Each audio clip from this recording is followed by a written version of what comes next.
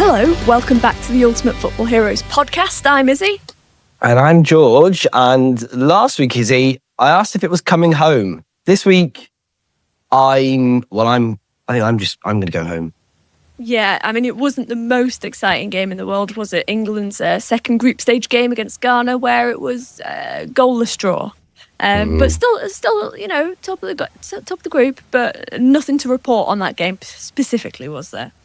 No, I bet as a goalkeeper, though, you loved it. A clean sheet all round, no goals. It is sort of the equivalent of scoring a hat-trick, but then I do think Mr. Jordan Pickford got slightly lucky because he did come out and absolutely wipe someone out during the match and didn't face any repercussions. So I'm also staying quiet on that front. Yeah, look, nothing to report really on the England front. Was it the worst game ever? No. Was it good? No. Let's move on to the next game and see how we get on. And obviously, George, England weren't the only home nations team to play this week. Scotland also played. And don't forget, everyone's got Scotland in their sweepstakes, so we should all be cheering them on. But their route to the next stage of the World Cup is going to be slightly more difficult now after a 3-0 loss to Brazil. Yeah, I think they're going to go through. I think it looks like they probably got enough to qualify, but they will be crossing their fingers and hoping that other teams around them don't pick up too many more wins. It's going to be tight. Yeah, but shall we move on to the ultimate team of the FIFA World Cup this year, George? And that is, of course, our ultimate team. Yes, that's the team that's really going to win. We are building the best team in the world, and Issy and I are picking a player at a time. Yes, so far we have Emi Martinez in goal, Ruben Dias and Virgil van Dijk at the back, Vinny Jr. on the wing, 4 in. I'd like to pick a midfielder this week, George. Is that all right? It is. Can we just say, Issy, it's tasty so far, but yes, please do pick a midfield player. I mean, it's a pretty unstoppable team, I'd argue. I don't want to be biased, but I'd say it's pretty unstoppable. Okay, I'm going to go for a player that, through no bias of my own, has played for West Ham. He's an England player, just won the Premier League with Arsenal. I don't think there's anyone else I could go for other than Declan Rice. Declan Rice deserves, in my opinion, a place in this World 11. He is just unbelievable, and I really hope he's fully fit for this World Cup for England and can really show what he can do, because he's such a good player. Absolutely. He's already got an assist on the board, some really key passes over the last couple of games. So let's see what he can do going forward. Now, Issy, we have picked one winger in Vinny Jr. Shall I pick the other winger and balance things out? Yeah, I think that sounds like a plan, George. I don't think we can look much further, really, than one of the greatest World Cup goal scorers of all time, despite the fact he's not even nearly 30. Of course, I'm talking about the French superstar, Kylian Mbappé. I mean, the man is a World Cup goal machine. He's not necessarily without some of his critics, especially at Real Madrid. But when he puts on a French shirt, he's just unstoppable. And Leo Messi this week topped the all-time goals scored at the World Cup. But Kylian Mbappé isn't far behind him, is he? And arguably he'll have a lot more tournaments left in him than Messi will. It's going to be fun this World Cup to see the two of them, because they've got lots of goals left in them, those two. And as you say, I think Mbappe's 2 behind Messi. So that could be yo-yoing. That top goal scorer position could be yo-yoing throughout the round of 32, the quarterfinals. So that's a fun little side competition. A quick word on Messi, though, is he made history once again.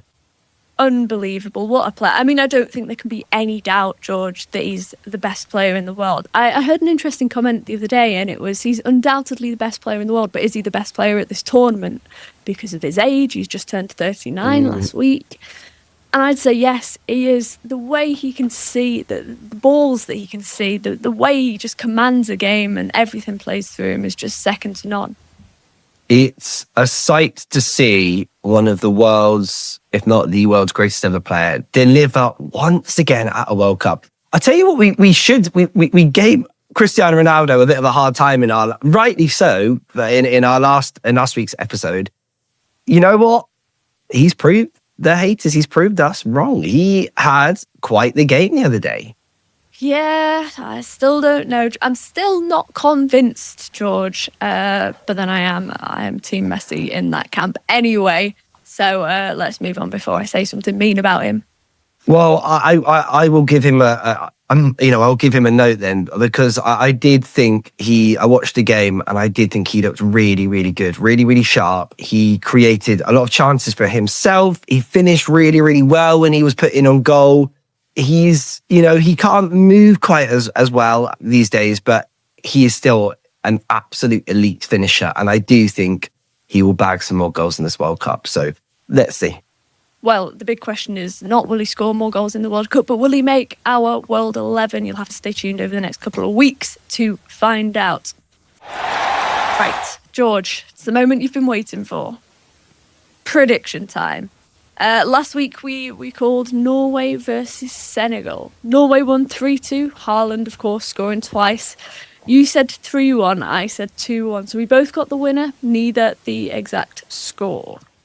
Okay, we both, you got a point on the board. I added to my tally, so it's 3 for me, 1 for you, with plenty of games still to come. And we are going to go for the final game in England's group stage, but not the England game. We're going to go with the Croatia-Ghana game. Yeah, I mean, Ghana's low block really obviously proved difficult for England, but will they feel the same for Croatia? Will they play the same tactic, or will they be more out-and-out attack? I just think they need to go and get something against Croatia. I think both teams are going to want to come maybe top the group or come second in the group. So it's almost a bit of a playoff. I think also Croatia are going to really, really need the win. They're going to really be pushing to at least get something. So I think Ghana are going to have to come out of their shell a little bit more than they did against England. Yeah, but I also don't think it's going to be a particularly high-scoring game. So I think I'm going to go 2-1 to Croatia. I agree. I don't think it's going to be high scoring. I'm going to go 1-0 Croatia. Oh, okay. Right. Locked in. If you want to send us your predictions, we'd love to hear from you. Send it to ufh@stripped.media. Very good. Okay, Izzy, we've got to get back now. We've got to wrap up the podcast because we've got, more World Cup watching to do. There is so much football, George, but I'm not complaining. It means we can be here with you, and new episodes are dropping every week, so make sure you're listening. Fingers crossed to all the Scottish fans out there, and hopefully England can go and finish the group off in style. We will find out next time when we once again chat all things World Cup on the Ultimate Football Heroes podcast. We will see you then. Bye.